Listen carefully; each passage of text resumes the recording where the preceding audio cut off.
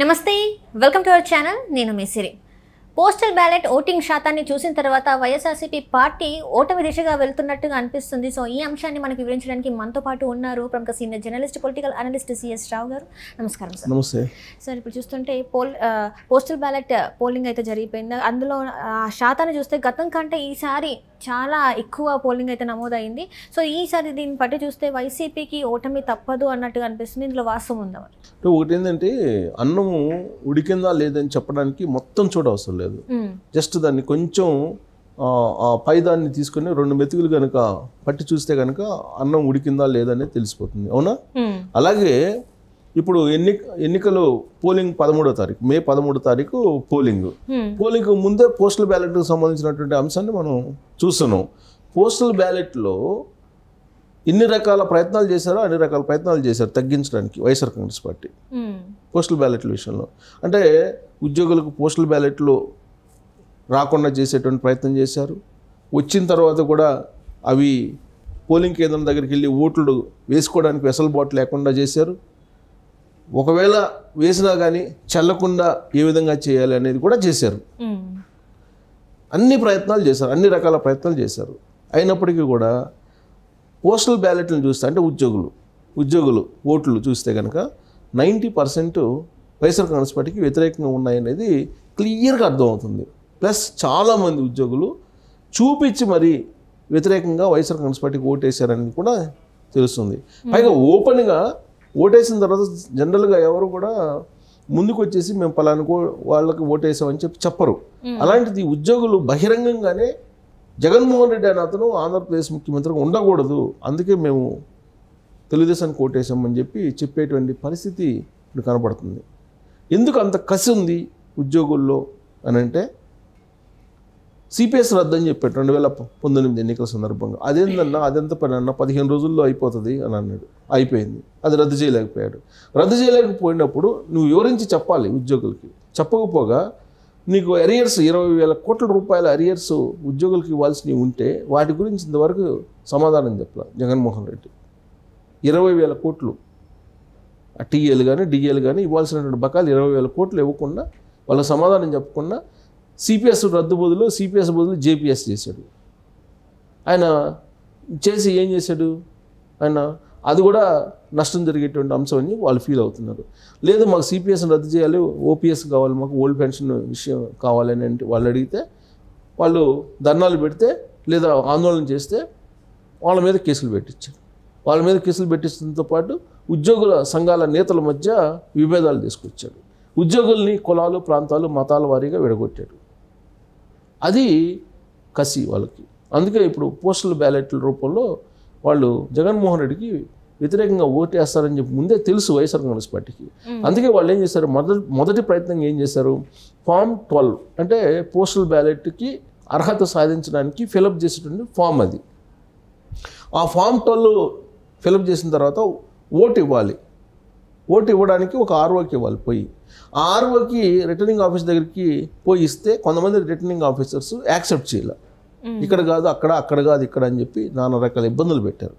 అయినప్పటికీ కూడా వీళ్ళు పోరాటాన్ని ఆపకుండా ఎట్టకేలకు ఆర్ఓలను కలిసి కొన్ని చోట్ల తెచ్చుకున్నారు. కొన్ని చోట్ల కొంతమంది తెచ్చుకోలేకపోయారు.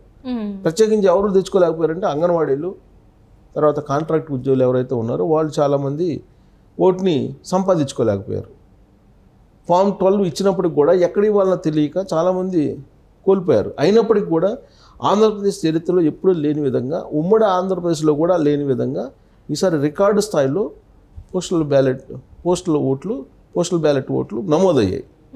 సరే వాళ్ళు ఏం చేశారు, ఫామ్ 12 ఇచ్చిన తర్వాత మీకు ఓటు ఇవ్వాలి, ఓటర్ల జాబితా తయారు చేస్తారు.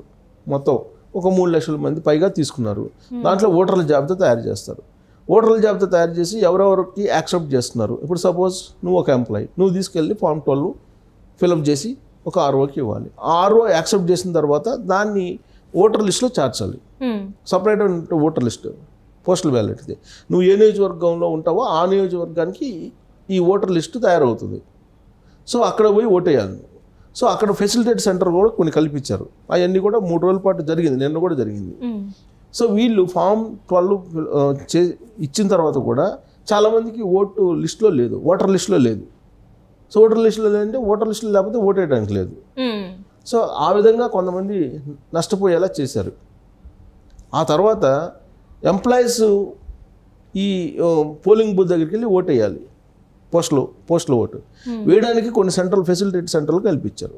అక్కడ పోయి ఓటు వేయడానికి ముందుగా నువ్వేం చేయాలంటే ఫామ్ 13 ఫిలప్ చేయాలి. ఫామ్ 13 ఎలా ఫిలప్ చేసిన తర్వాత దాని మీద ఒక ముద్ర ఉండాలి. ఒక ముద్ర ఉంటే ఆ ముద్ర ఏంటి, గెజిటెడ్ ఆఫీసరు అప్రూవ్ చేయాలి.